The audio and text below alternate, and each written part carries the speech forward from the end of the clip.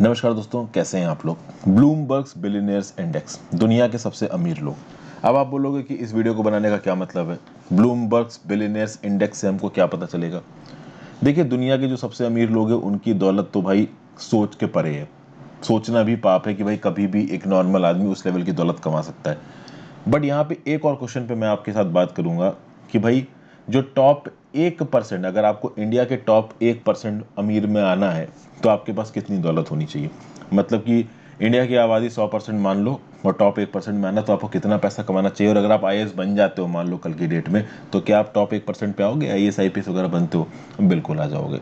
ठीक है ना। आईएएस आईपीएस अगर आप एक बन पाते हो तो टॉप एक क्या, मैं तो कहूंगा कि आप टॉप 0.2%, 0.3% में भी आ जाओगे, अगर मोदी सरकार आगे आने वाले समय में आईएएस ऑफिसर की बिल की मट्टी पलित ना कर दे तो। ब्लूमबर्ग्स बिलियनर्स इंडेक्स के बारे में बात की जाए तो भैया ये क्या रिलीज करते हैं, ranking of world's richest person. अभी के लिए सबसे टॉप पे कौन है, अमेजोन के जेफ बेजोस। 180 बिलियन डॉलर की दौलत है इनके पास। बीच में एलोन मस्क नंबर 1 पे पहुंच गए थे। बट जब इतनी ऊंचाई पे आप होते हो तो स्टॉक मार्केट में आपकी कंपनी के शेयर के दाम ऊपर नीचे जाने के साथ साथ आपकी दौलत भी चेंज होती रहती है। एलन मस्क चीफ हैं टेस्ला के, ठीक है, स्पेसएक्स के मालिक हैं। He is the second richest person. 9 मार्च 2021 को एलन मस्क की दौलत एक दिन में 25 बिलियन डॉलर से बढ़ गई। 25 बिलियन डॉलर।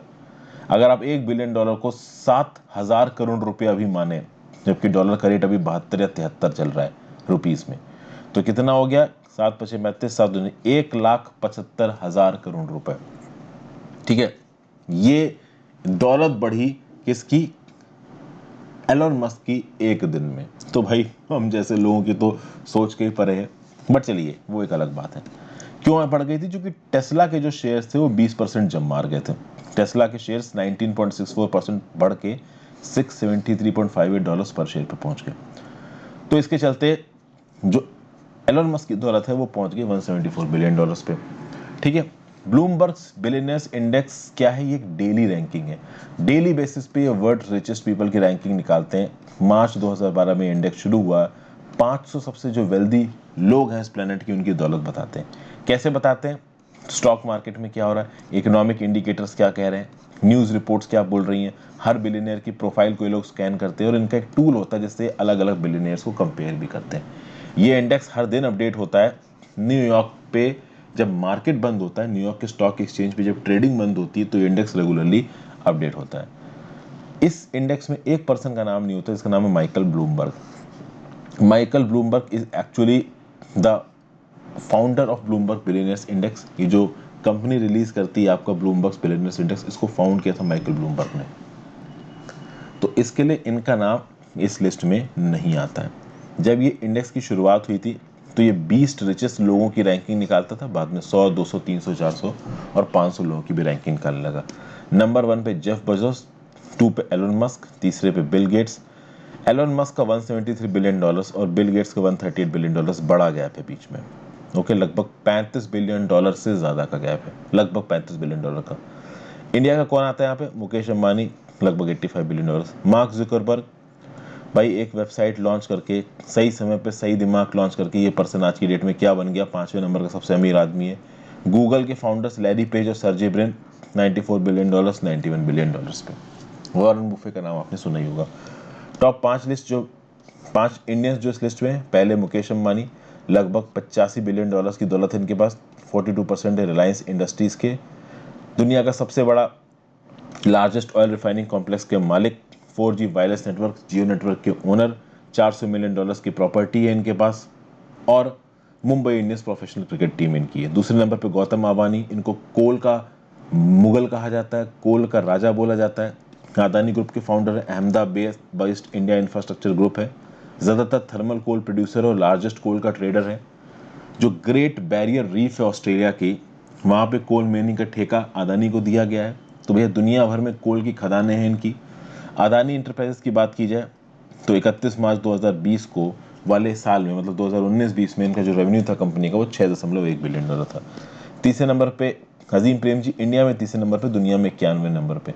विप्रो के मालिक हैं, 1,80,000 एम्प्लॉयज़ हैं इनकी कंपनी में, बैंगलोर बेस्ड इंडस्ट्री में मेजॉरिटी स्टेक होल्डर है। 58 पे शिव नादर, HCL टेक्नोलॉजीज के मालिक हैं और HCL इंफो सिस्टम्स में मेजॉरिटी स्टेक होल्डर हैं।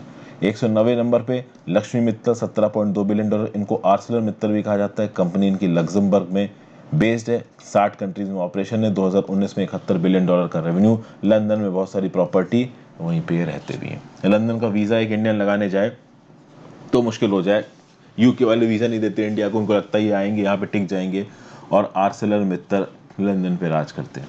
कहीं ना कहीं इंडिया के लिए ये गर्व की बात है।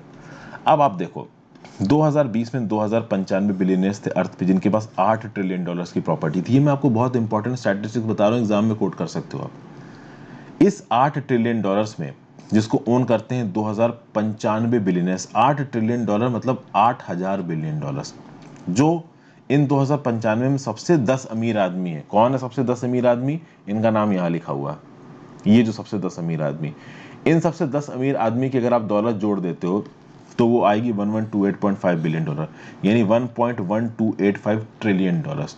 तो ये जो 1.1285 ट्रिलियन डॉलर से ये 8 ट्रिलियन डॉलर का 14.11% है। वहीं पे अगर आप 10 को कैलकुलेट करोगे एज अ परसेंटेज ऑफ 2095 तो निकल के आएगा 0.48% ऑफ बिलियनर्स। अब इंडिया की बात करते हैं। इंडिया में अगर आपको टॉप 1% रिचेस्ट में पहुंचना है तो आप कितनी इनकम से पहुंच सकते हो? इंडिया में अगर आप 77,000 यूएस डॉलर्स कमाते हो टैक्स इनकम से पहले, मतलब टैक्स भी बिना, अगर आपकी सालाना कमाई 77 बिलियन डॉलर यानी लगभग 55 लाख है, तो आप इंडिया के टॉप 1% अमीर आदमियों में आ जाओगे। तो कल की डेट में अगर आप आईएएस बनते हो तो किसी भी हिसाब से आप 55 लाख पे नहीं पहुंच पाओगे। बहुत फ्रैंकली बात मैं आपको बता दूं, आप करप्शन करके कुछ उल्टा सीधा काम करके पैसा कमा लो तो बात अलग है, वो तरीका हमेशा अनएथिकल है। लेकिन बी एश्योर्ड, आईएएस आईपीएस अगर आप बनते हो तो भाई फैसिलिटीज़ बहुत अच्छी होती हैं, तो आप सारे facilities, perks, privileges, social recognition को देखो तो आप ज़रूर 1% में अपने आप को काउंट कर सकते हो इंडिया के अंदर, क्योंकि उस पोस्ट पे बैठ के आप बहुत इंपॉर्टेंट लोगों से मिलोगे और बहुत गरीब लोगों से मिलोगे। वो आप पे डिपेंड करेगा कि उस पोस्ट पे बैठ के आप किस प्रकार से काम करते हो।